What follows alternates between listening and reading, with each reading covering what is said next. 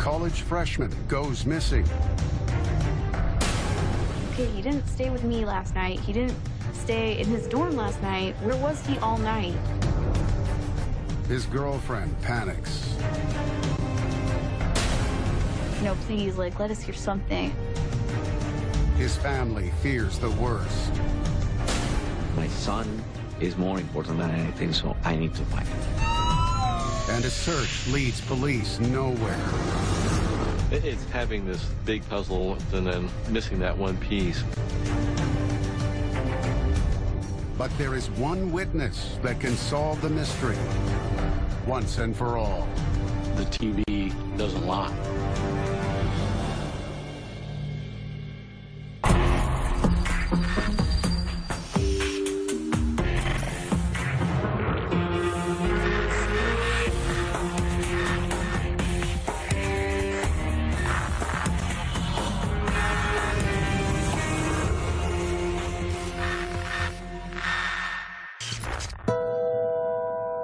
Santa Fe College, Gainesville, Florida, September 20th, 2012. Class is over for Erica Fryman, and she has plans to meet up with her boyfriend, Christian Aguilar. It was like 4 o'clock or 4:30, and the first thing I do is I'm texting Christian like, hey, where are you? I just got out of class, like, let's meet up. Christian Aguilar is a freshman, enrolled at the nearby University of Florida. Every day, as soon as things finished up for the day, I pretty much would contact him and we'd meet up. So I'm messaging him, he doesn't answer. Erica heads back to her apartment, alone. He's still not answering. I'm like, you know, this is getting a little strange. And I'm like, I don't know, maybe he's just really busy, maybe he's at a movie or something. But 4 hours later, there's still no sign of Christian. Growing more worried by the minute, Erica heads to his dorm to check in with his roommate. Hey, have you ever seen Christian at all? No. And I tell him I'm really worried about him. Like, can you just text me or call me, you know, whenever he shows up? Here's my number. I was like, I don't care if it's 3 in the morning or midnight or whatever, just make sure to call me, okay? I really want to make sure he got home okay. It was really unlike him. I mean, we hadn't even been dating that long, but I could already sense that there was something wrong. Erica and Christian had an instant connection, and since they got together, they have been inseparable. It kind of just happened, and it was strange, but you don't get to choose who you, like, start having feelings for, right? So we were untouchable. Like, as long as I was in his arms or with him or he was around, like, I felt I could do anything. Christian and Erica were at the beginning of their journey. They were young, in love, and excited about the future. I never saw my son so happy in the entire life. Night falls, and still, there's no word from Christian. The next morning, Erica calls Christian's roommate. Hi. And he's like, no, he never showed up last night. And so now I'm like, okay, he didn't stay with me last night. He didn't stay in his dorm last night. Where was he all night? Erica grows more worried with every tick of the clock. She calls Christian's parents in Miami. I woke up that day like a normal day. I was inside of my office when I received the phone call. Erica asked me, did you talk to Christian last night? And I said, what are you asking me that for? And she says, because Christian, he's not answering the phone or nothing like that. What? And I'm like, this doesn't sound like Christian. Okay, listen, I'm coming to get He you. never did anything like that. I knew something was wrong. I need to go to Gainesville. I went for my wife, and I told her, let's go. We just start driving. Back in Gainesville, Erica meets with Christian's best friend, Pedro Bravo. He tells Erica he met Christian lunchtime the day he vanished, and he hasn't heard from him since. Erica's hurt enough. Like, let's get things done. Like, let's go to the police. Let's get some, professional help, because I clearly don't know what to do here. Erica and Pedro rush to the campus police station to report Christian missing. Hi, I'm Erica. Officer Pat. I'm Pedro. The majority of our missing students are located, and they're located fairly quickly. Usually a matter of several phone calls or going to their residence hall. We're usually able to track them down. Anytime we have a missing person case, we kind of start with the obvious. Check to see if they've been to any of their classes, start checking any social media sites that we can to see if they've been active recently. But there's something that makes the search for Christian Aguilar much more urgent and alarming. There was a point where he was suffering from some sort of depression. I just tried to tell him that I understood and that I wanted to help him, even though I didn't know how to. But you just have a seat. I'll be right back. Where we find out that information, maybe where there are mental health issues, we may jump a little bit quicker. Police know well that suicide is a leading cause of death among college students. They must always take this kind of information seriously. University police race to Christian's dorm to make sure he hasn't harmed himself. As they drive the 300 miles to Gainesville, Christian's parents grow more concerned with every mile. My first reaction is I need to find out. If I find him and he's good, well, I'm going to hug him and come back and tell him not to do it again. In Gainesville, police arrive at Christian's dorm. Police have no idea what awaits them. I don't want it to sound crass or weird, but is there a dead body in there? Something obvious of a struggle or Christian himself.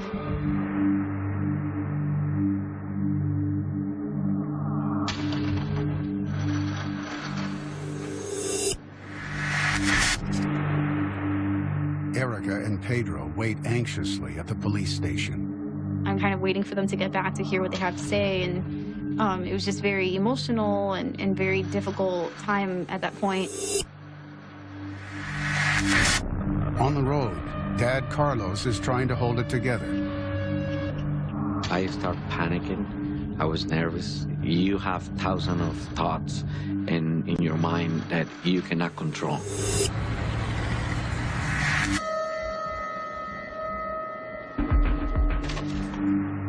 When they went into the room, they didn't see anything out of the ordinary. The search leads nowhere. So investigators change tactics. They try picking up the missing student's cyber trail. One of the things that we were checking was to find out if he had connected into the university computer network system, and all of a sudden it popped up that he was on it that previous night. Christian had logged into the university network the night before he vanished. If that's the case, is he still somewhere on campus? I was literally praying to God that this is just gonna end with like a silly story that we can talk to other people about, in the years to come. If Christian is somewhere on the University of Florida's 2,000-acre campus, then he might have been spotted by the most reliable witness there is. There are scores of security cameras in and around the more than 900 campus buildings. Campus police start rounding up the video from every camera they can.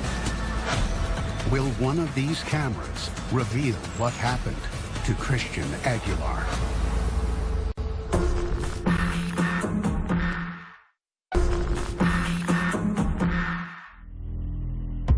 University of Florida student Christian Aguilar has now been missing for 24 hours.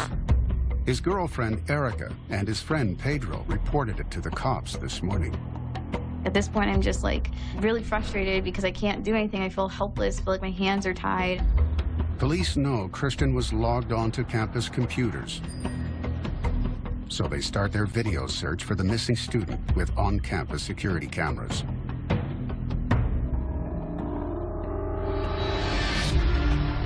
One is posted up outside the university cafe. Let me just back this up here. Stop it right here. It's not Christian.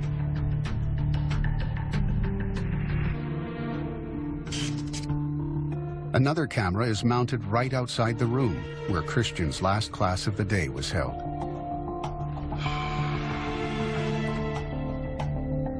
And a camera monitors the main entrance to campus. Let's start from the beginning again. Across every frame of tape recorded across the University of Florida system that night, there is no sign of Christian. At least not yet. It doesn't necessarily mean that something bad happened, but on the other hand, it kind of gave me a little concern. In the meantime, Christian's parents have arrived from Miami.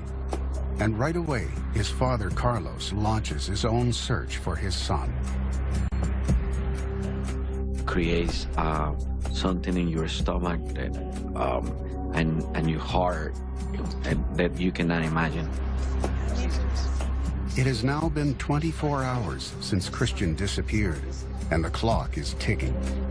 They were starting to put out flyers for Christian to get information. Taking this, my son is missing. My son is more important than anything, so I need to find him. While his officers search through hours of campus surveillance video, Officer Peck questions Erica and Christian's friend, Pedro.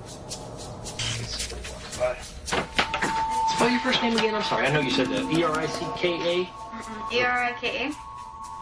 They did ask me where I was and what I was doing and where I was on campus. Where'd you go to work? I work at the USDA. It's on campus. I believe it's What month did you get here? July. They, I guess, gave me like a actual interrogation. I didn't really realize that they were questioning me, thinking that I was a suspect. Are you Pedro? Yes, I'm Pedro. Right next door, detectives question Pedro Bravo. In the last 48 hours, when have you seen Christian? Yesterday. We agreed, he told me to meet him Thursday at the hub at 2 o'clock. But they had met the previous day. It sounded like they were very, very close friends, confidants. You know, best friends would be the best way to describe it. I really hope he's not missing for a hug. Me too. The cops grill Christian's friend and girlfriend about every detail of their relationship with the missing teen. You're developing your relationship. Yeah. But now, were you telling other people about this, or were you hiding that? No. He was looking at me under a microscope, right? Because I was, at that point, a suspect, I suppose. I've been here for 5 hours. Why can't I go out looking for him? What can I do? Next door, Pedro is also frustrated. Pedro, I'm sorry this is taking so long. He walks investigators through the day he and Christian spent together. Yeah, no, it's that song specifically because of that situation happened. They decided to leave campus and get in Pedro's car. I knew you were. So we got in my car and we went to Zaxby's Chicken. And then went to Best Buy so that Christian could pick up the new Kanye West CD. They drove around town listening to this CD. It's just kind of like, hey, yeah. I can't. And then eventually at some point during this drive, See you later. they dropped Christian off somewhere in Gainesville. He just wanted to be dropped off a little bit past 441. I stopped the car and I let him get off and I drove away. But that's where the trail ends. New to Gainesville, Pedro doesn't know street names and numbers well enough to tell police exactly where he last saw Christian. So if you pass the graffiti wall, or Yeah, it's on our right. So you're like it's not on my heading side, it's on the passenger side. Okay, so you're heading north on Yes. 34th Street. Okay. Meanwhile, the interrogation is also frustrating girlfriend Erica. If they wanted to ask me the same question a million times and that was going to help them find Christian, I was like, whatever you guys need to know, I will tell you everything. With the clock ticking, police expand their CCTV search yet again. They pull footage from key cameras on the massive University of Florida campus. It's like looking for a needle in a haystack. They think they spot him several times. Or I stop it okay. But in the crucial time frame, there's no sign of the missing college freshman. It seems very odd. With the tapes leading nowhere, police go back to the last person they know saw Christian. Pedro Bravo. We really wanted to narrow down when the last time anybody had contact with Christian. Without a solid address to check out, they focus on the part of Pedro's story they might be able to confirm. The trip to Best Buy. Is he being honest about when the last time he saw Christian? They head to the store, looking for a witness that always tells the truth. Now we can go to this store, see if they have surveillance footage. So we start now trying to work on a timeline, if there was anybody else with them. They're in luck. The store has cameras. The manager hands over the tapes and officers bring the footage to the station. They rewind to the approximate time Pedro says they went shopping. And then they let the video roll.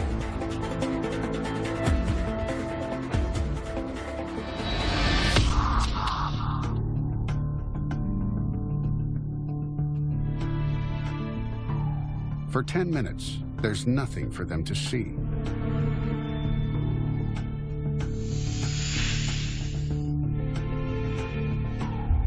But then, they spot Pedro.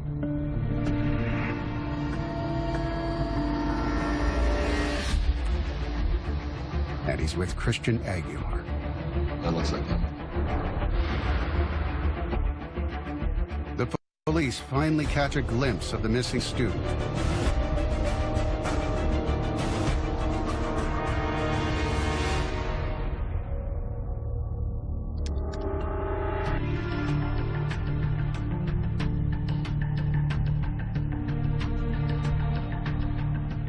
They spool through every camera angle, scouring the video for any kind of clue.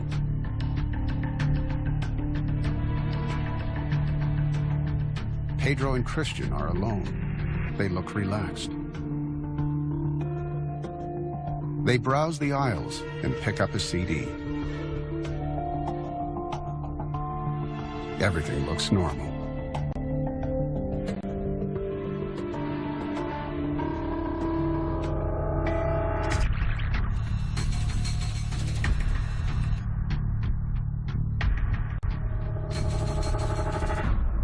So it kind of confirmed that part of the story that the Pedro was telling us.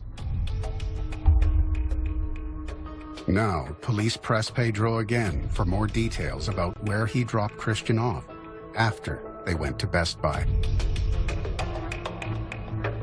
Pedro didn't know specific street names because he really was new to the area. You passed the fire station, fire department station? Yeah, okay, way out there. Yeah. Using Pedro's descriptions, Over here, and then from here we went back over here. detectives managed to piece together a possible location for Christian's drop-off. And it's a location they're all too familiar with.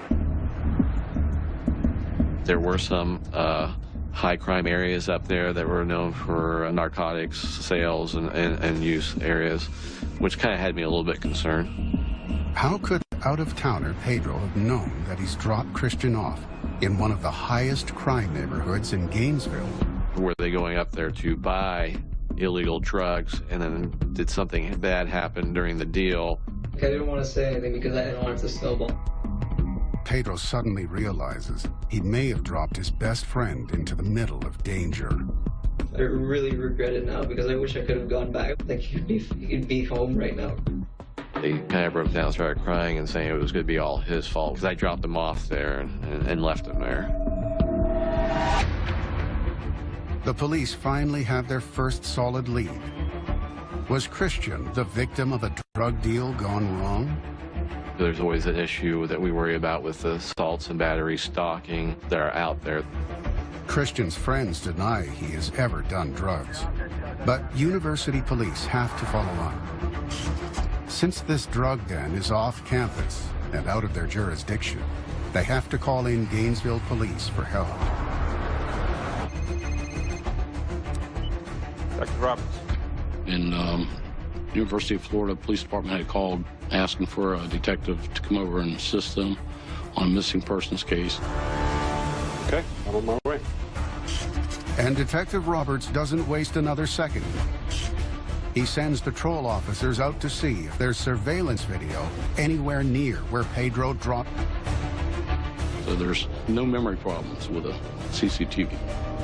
The TV doesn't lie.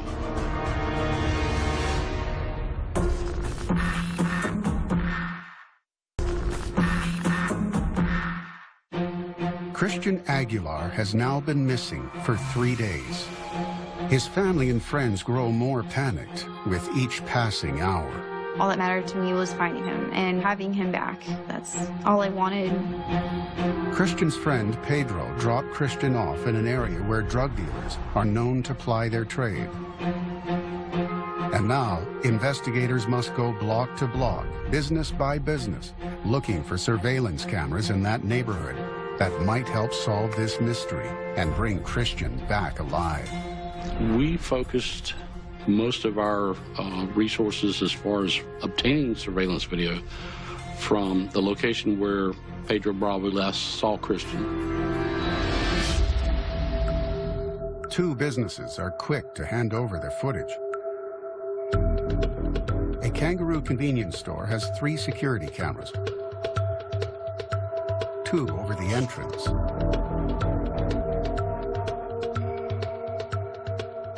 And 1 looking onto the gas station. Could one of them have seen Christian?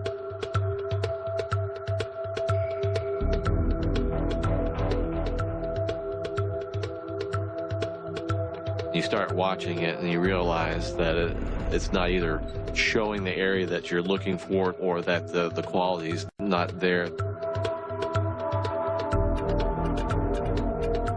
Especially then when you have to sit there and watch it in real time, when you have a very big time frame to look at.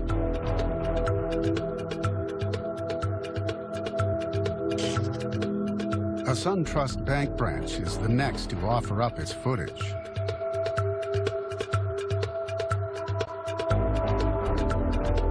You ID the occupant of that vehicle there?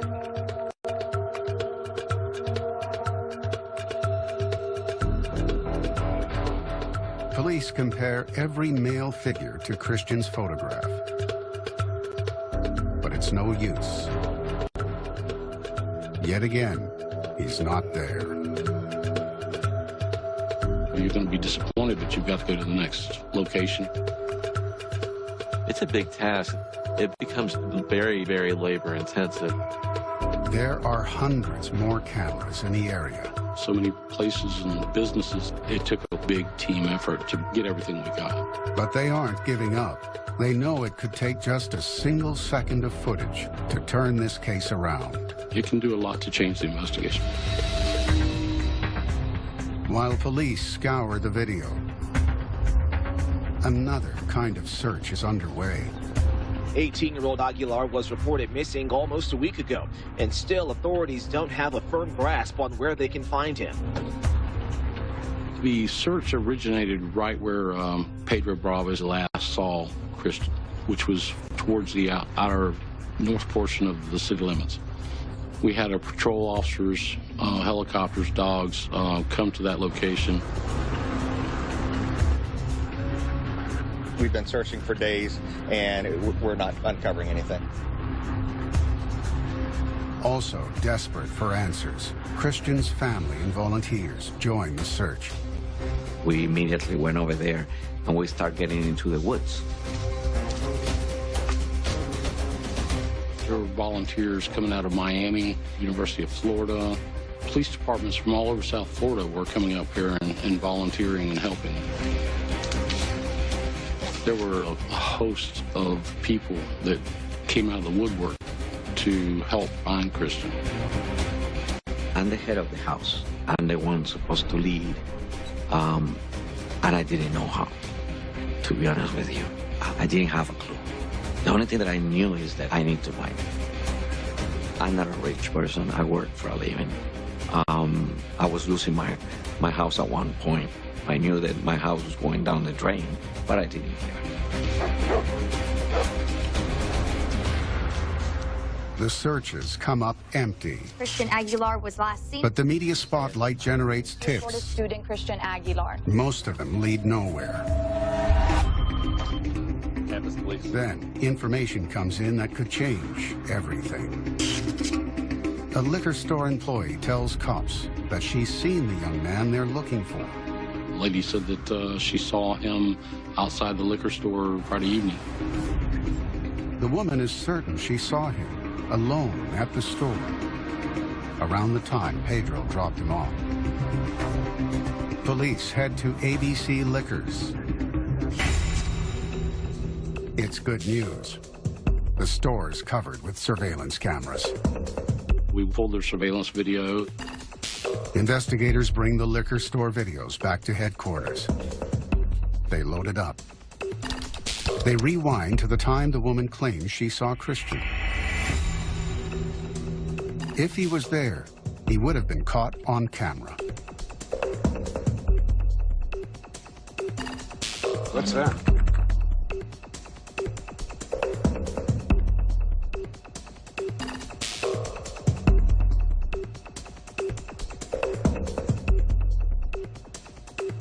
Replay that.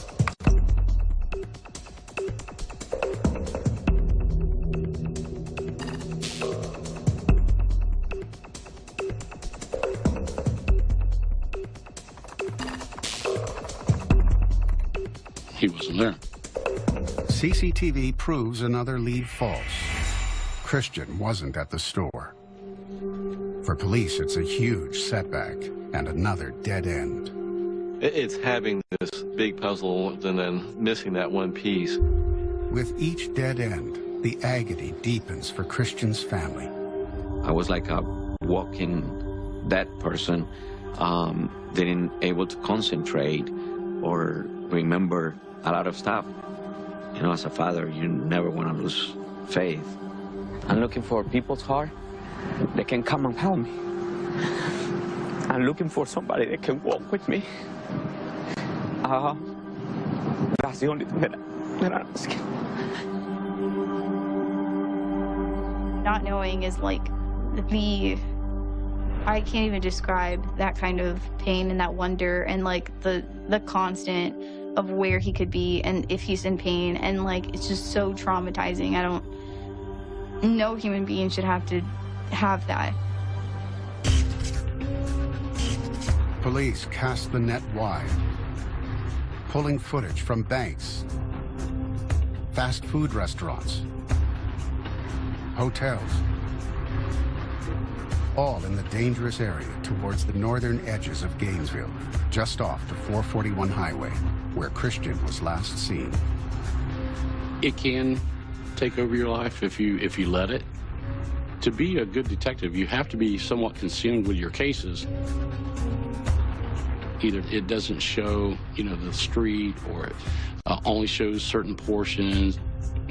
But after watching hundreds of hours of video and burning valuable investigation time, they realize they are not going to capture Christian on tape. At least not in this neighborhood. To sit there for 12 hours and watch it and not get anything is a little frustrating. Detectives start to wonder if Christian was ever really in that part of town at all. It was like all these things were missing and I just wanted answers.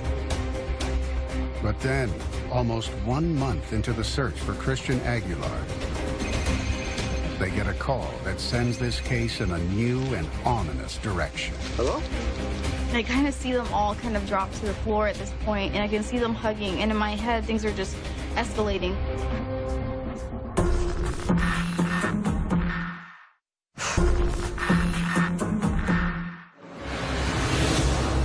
Gainesville, Florida.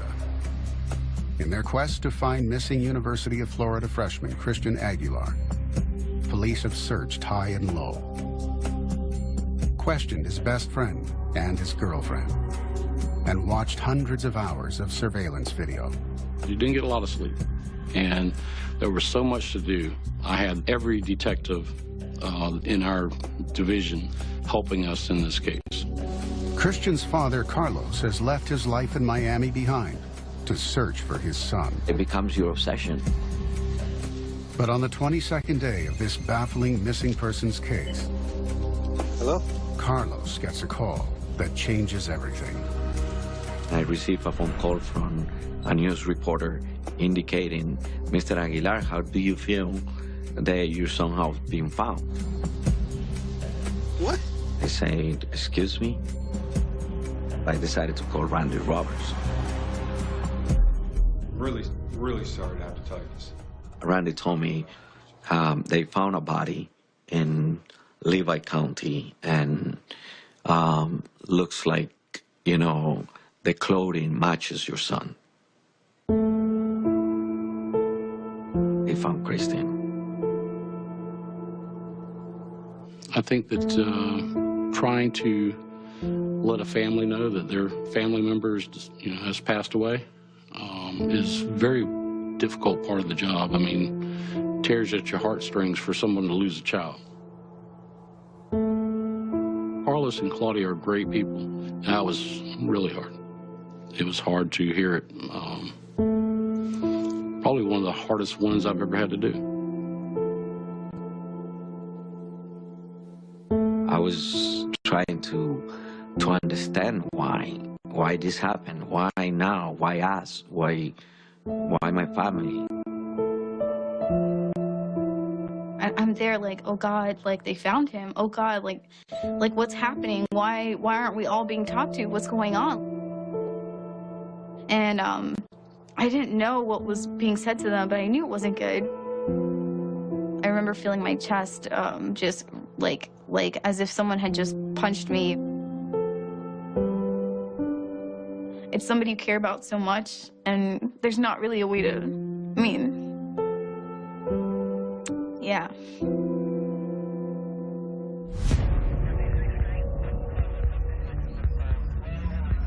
There were two young men in the hunting woods in Levy County.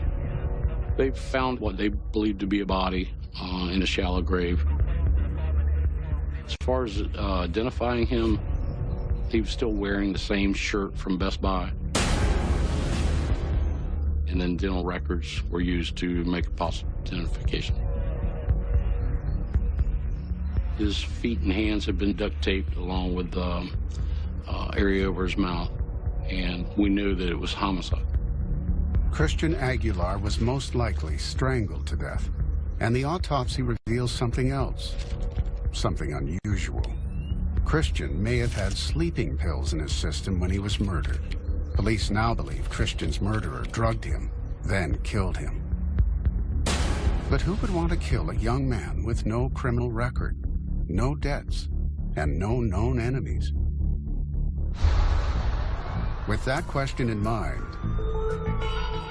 police take a new look at every bit of evidence. Investigators look for witnesses. They ask his girlfriend, Erica, if there was anyone who wanted Christian dead. Detectives compare the case to other local homicides. And maybe most important, they keep searching the surveillance video they've collected from all those Gainesville businesses.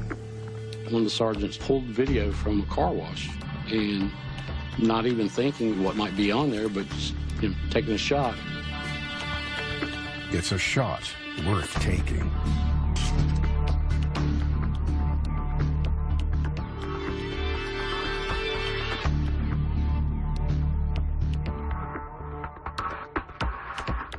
Because around 2 a.m., they see someone at the car wash who doesn't belong there.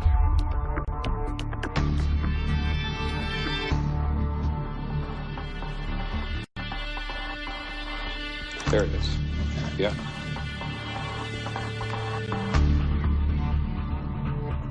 It's not Christian, the victim. It's Pedro, his best friend.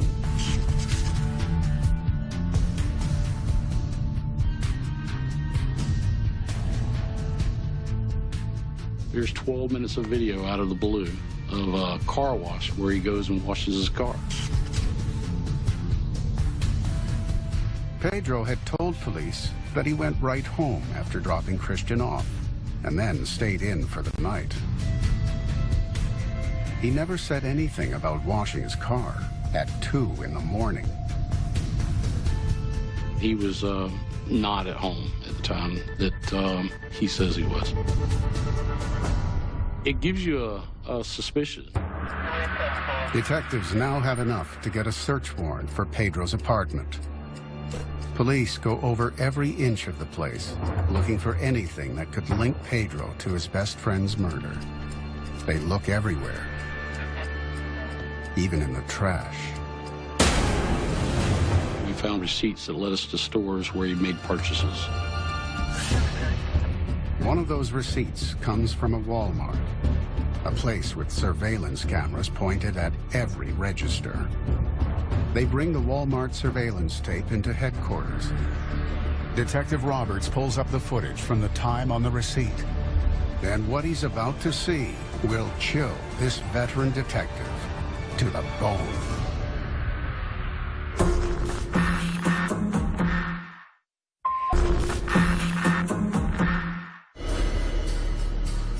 Christian Aguilar has been murdered, strangled and buried in a shallow grave in a lonely corner of rural Florida. A search of his best friend Pedro's apartment has led cops to shocking surveillance video that may be about to turn the case around. Detective Randy Roberts has queued up the Walmart security tapes to see what Pedro bought at the store. He presses play.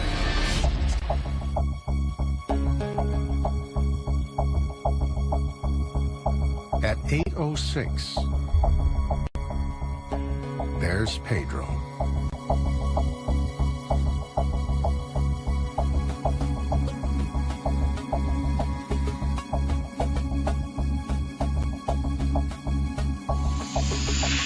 What's that in his hand?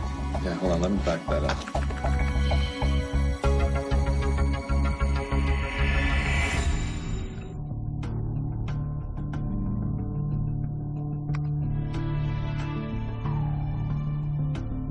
You can see clearly on the CCTV a shovel.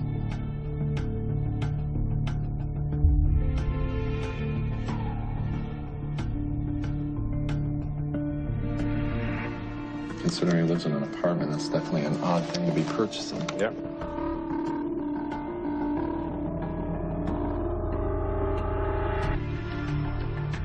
It's a distinct short handle shovel, particular grip. He's living in an apartment complex. He doesn't have anything to bury in an apartment complex. And police know Christian was buried in tough dirt. But this is not the only secret the footage holds. Let me see if we have anything else.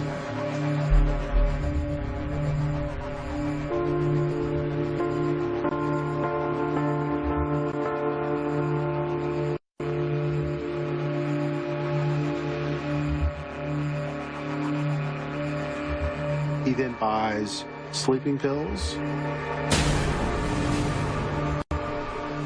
and duct tape.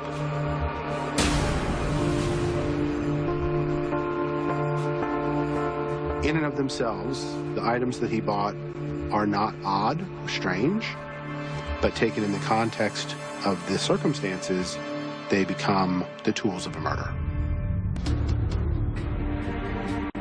Finally, after searching hundreds, their patience pays off. It was great to get that video. I mean, it was exciting. Pedro Bravo just went from being best friend to murderer. But there's one more crucial question to answer. Why? Why would this 18-year-old college student who's never been in trouble before kill his best friend? Pedro Bravo spells out exactly what his motive was. In fact, He wrote it down in his journal. Pedro's motive in this case was love.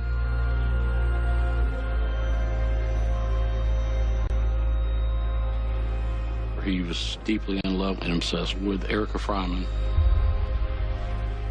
Erica was Pedro's only motive. And the only way to get Erica was to make Chris disappear. I don't know. I feel like I get asked a lot, like, oh, if you could say something to him, and I don't even know what I would say. I don't even know if I would, like, waste my breath. The journal showed a plan that Pedro had written out about how to lure Christian Aguilar away from the campus. And one more time, an all-seeing surveillance camera helps police put the puzzle together. A video analyst spots a piece of tape that shows exactly where Pedro took Christian the day he murdered his so-called best friend. And they ended up at the Walmart parking lot. Pedro parks in the end row. His car doesn't move for more than 2 hours, and no one gets in or out. He drugged him with a drink. Well, I think it was a Gatorade, and I think it was all sleeping pills. I think during that hour that Chris probably fell asleep. And while they're in the Walmart parking lot, I think Pedro strangled Chris to death. And all the while, Pedro's car was right under the nose of the security cameras. For the murder charge, Pedro was sentenced to life in prison without the possibility of parole. It's often a hollow victory because I can't give them what they most want, which is they want their child back. We were shattered by this tragedy. They broke us as a family, and we have to deal with it. Mr. Christian Aguilar. I want them to remember him as this beautiful human being, making them laugh, and his smile. I just want them to remember him not for all this horrible stuff that happened to him. I want them to remember him for who he was.